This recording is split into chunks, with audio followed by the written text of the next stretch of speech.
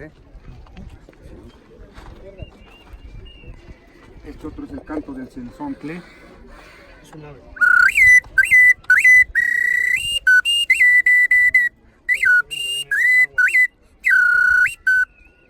Sí, es el canto del cenzontle. Este es el canto del águila.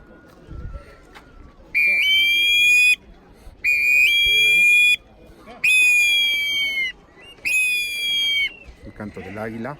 Sí. Este es el cholo escuincle, el perro azteca.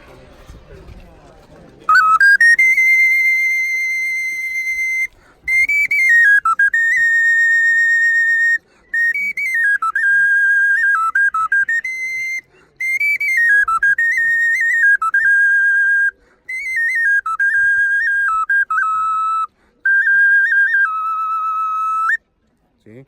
Tengo estas que son las tortugas que representan longevidad.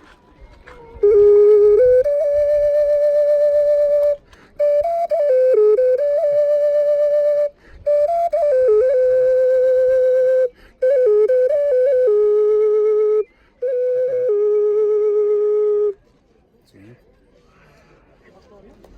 Todo esto va trabajado a mano, va grabado a mano, todo hecho a mano. Son réplicas de las originales que se han encontrado aquí en el lugar. Las originales emitían esos sonidos. Sí, así eran. Todas estas piezas, los arqueólogos han encontrado piezas originales, entonces de ahí sacamos unas reproducciones. ¿Sí? Todo esto son réplicas de las piezas originales. Tengo esta otra, por ejemplo, este es el cuchillo ceremonial, cuchillo del sacrificio, esta es piedra de obsidiana. Y escuchen el sonido.